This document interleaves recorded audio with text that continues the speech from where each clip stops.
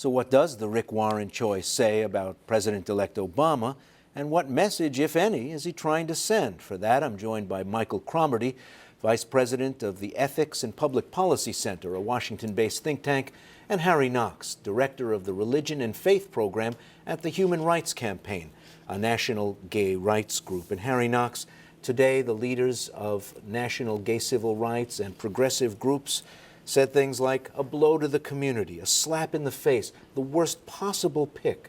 Why this reaction? Well, we were profoundly disappointed in the president-elect's pick because he chose someone who is a divisive person, who has attacked our community and attacked our families, families like mine, and called us every horrible thing he can think of. And that's the person that the president-elect has chosen to represent all of religious thought in America on this most important symbolic day, this very first day of his administration. For us, it was a real slap in the face that the person who associated people like me and my partner Mike, my husband Mike, with bestiality and polygamy and pedophilia, of all things, would be the person that the president-elect would choose. Does this choice represent all of American religious thought, Mr. Cromartie? Oh, no, of course it doesn't. But what it does say is that we need to know about Rick Warren is that he has become sort of the next Billy Graham in our country, sort of America's pastor. In fact, I think if Billy Graham's health was better now, he would probably be the person doing this. But Rick Warren has become that person. But it doesn't sound like Harry Knox is too happy about the idea that no, and this might be America's pastor. That's right, and I would just remind Harry, this is not a cabinet appointment. This is an invocation, a short prayer that'll be a very non-sectarian prayer. Rick Warren, by the way, has an amazingly great reputation with ministries of compassion around the world. He's an incredibly magnanimous man, and I think that President-elect Obama picked him because he likes him personally. What does it tell you about Obama, that he picked someone who doesn't agree with him, as he noted today, on a lot of the big third rail issues in American life and American cultural battles? Well, it tells you that President-elect Obama is a man who respects Rick Warren because Rick Warren is himself not a culture warrior. And it also tells us that maybe President-elect Obama is making an appeal to one segment of the population that voted 98% for him, or 99%, and that's African Americans. I would remind you that African Americans voted in California. 74% of African American women voted for Proposition 8. Over 70% African American men voted for Proposition 8. It may well be that President-elect Obama is having some solidarity with the people who voted that way. How do you respond to that idea? Well, because Rick Warren was an outspoken supporter of Prop 8 in California. He certainly was. And God help us if he's America's pastor. He has, in fact, Michael, I disagree, been a general in the culture wars in that state and around the country, around a woman's right to choose and also around lesbian, gay, bisexual, and transgender issues. This is a person who has fundamentally disrespected people like me on every occasion that he had opportunity. He has, in fact, leveraged homophobia to get ahead in his career. And this is like putting an anti-Semite at the first part of the program and then saying, well, we're going to add a rabbi at the end. Won't all the Jews be happy?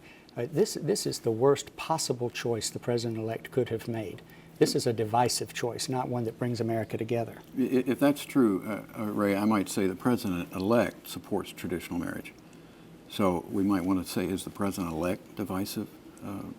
Our new president divisive? He supports traditional marriage himself. Well, wouldn't Barack Obama oppose, given his record, given what he said during the campaign, oppose, as Rick Warren did, efforts to legalize gay marriage in a state? What the president-elect did was to oppose Prop 8 as an institutionalization in the Constitution of the state of California of discrimination. And that's what the president-elect made a real decision and a real statement about during the election. We certainly don't think that he's a supporter of marriage equality today, but he has been a supporter of the Employment Non-Discrimination Act, a fully transgender inclusive version of that, and the Matthew Shepard Hate Crimes Protection Act. What I hope is that if he's really serious about dialogue and bringing Rick Warren into a dialogue, that he'll ask Rick to take the lead on helping us pass those two pieces of very important protections for lesbian, gay, bisexual, and transgender people in our country.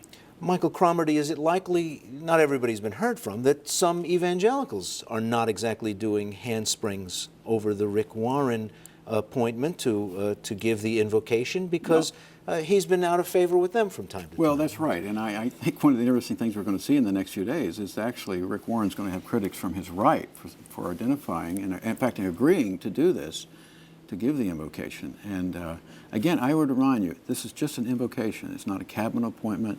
Rick Warren has a reputation in this town of being a person who talks across party labels and party lines. He has friendships with Democrats and Republicans. He has a good reputation of being a person who leads dialogues, and that's why, for instance, he was the one pastor that conducted the Saddleback Forum. So I think this is the beginning of a conversation, not the end of one. Couldn't you be putting too much importance on the symbolism rather than what it is that this new president will do in office? Well, this is a conversation among friends with us and the president-elect. We, though, take very seriously our friendship, and good friends don't insult each other unremarked. And we have said to the president-elect today in very strong language, the strongest we can think of, and be respectful of the office, you have really slapped us.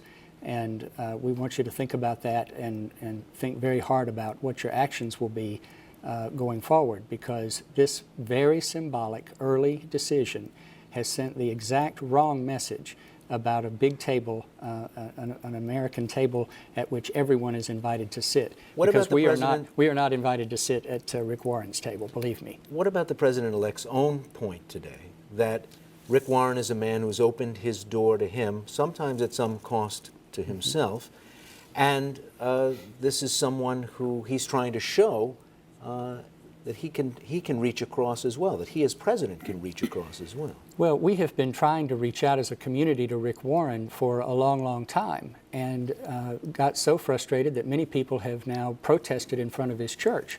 I heard today that Rick said, well, the last time they came, those people, those others, you know, came and protested in front of my church, I went out and served them coffee and donuts. Well, we didn't want coffee and donuts, Ray. We wanted a real conversation. We want to really be engaged with someone that is given this kind of a stature in our country. But we're not invited to do that, and we have to demand that right. You know, Ray, Harry is trying to make Rick Warren out to be this sort of right-wing bigot, and it won't wash, it won't work. The man's got an amazingly good reputation in numerous communities around this country and around the world as a person who opens his own wallet. He gives away 90% of his own income. He's a compassionate man. He is in dialogue with people of all kinds of faiths.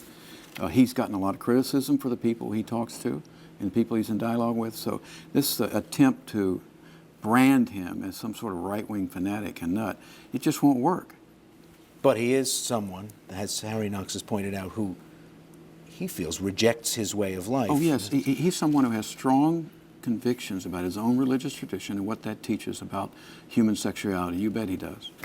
And he sure doesn't need to have a national pulpit for that, because prayer matters very much. I've heard you say a couple of times tonight, Michael, that the prayer doesn't matter.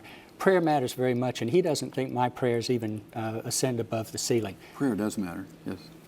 Well, with that bit of agreement, let me thank both you gentlemen for being here. Thank you, Ray.